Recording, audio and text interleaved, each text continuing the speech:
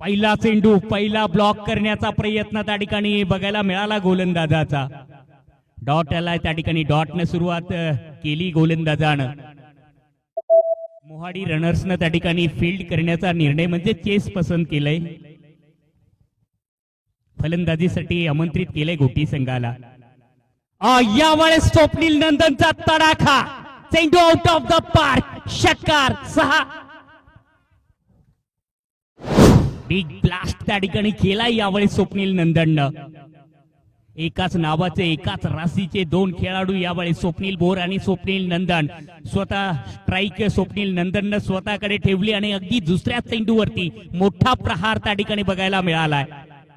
पहिला षटकार सेकंड इनिंगचा त्या ठिकाणी लागलाय, तो आलाय स्वप्नील नंदनच्या बॅटमधनं.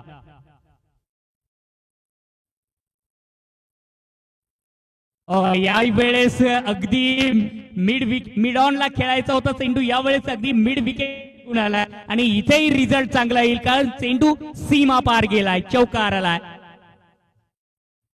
अगदी दोन मोठ्या पटक्यानं अगदी पहिल्या षटकाची धावसंख्येची भूक त्या ठिकाणी भागवताना यावेळेस स्वप्नील नंदन.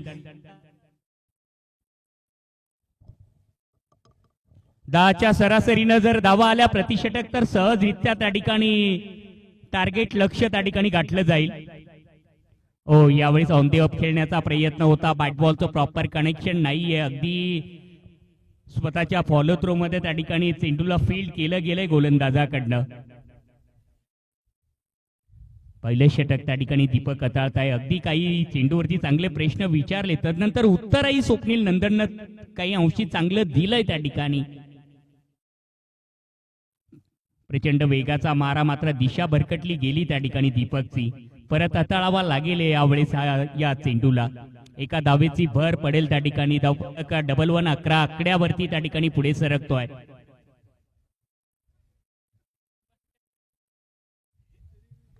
यावेळेस ताकदवर स्ट्रोक, यावेळेस नाही मिळणार दुरी, कारण इथे यावेळेस त्या ठिकाणी झेलची बघायला मिळाली क्षेत्ररक्षकाकडनं. अगदी चांगली मंजुरी. फलंदाज बाद, पहिला धक्का लागतोय, मोठा अडसर. Swapnil Nandan is out. अगदी 11 धावा. विजू यावेळेस न्यू बॅटर त्या ठिकाणी दाखल होत आहेत मैदानाच्या आतमध्ये. बघावं लागेल या क्षणाला त्या ठिकाणी या षटकातील अंतिम चेंडूला कशा प्रकारे खेळण्याचा प्रयत्न करतायत.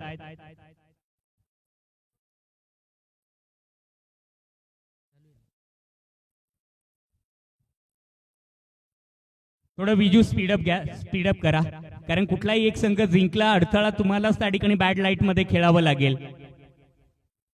आणि आपल्या आजच्या दिवसाचा ड्रॉ त्या ठिकाणी कम्प्लीटच करायचा आहे, कारण एक्स्ट्राचा एक दिवस वाढत जर गेला तर अगदी टुर्नामेंट दूरवरती त्या ठिकाणी जाऊ शकते.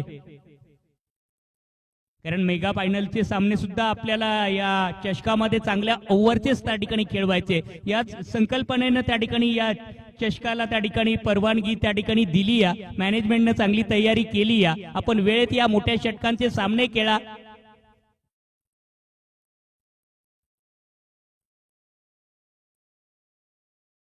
बघावं लागेल यावेळेस अगदी माइंड डिस्टर्ब करण्याचं हे प्लॅनिंग बहुधा त्या ठिकाणी दीपकचं असावं, कारण यापूर्वीच अगदी जेव्हा स्टान्स होता गोलंदाजाचा तेव्हाच त्या ठिकाणी शफल व्हायला सुरुवात केली होती विजूनं.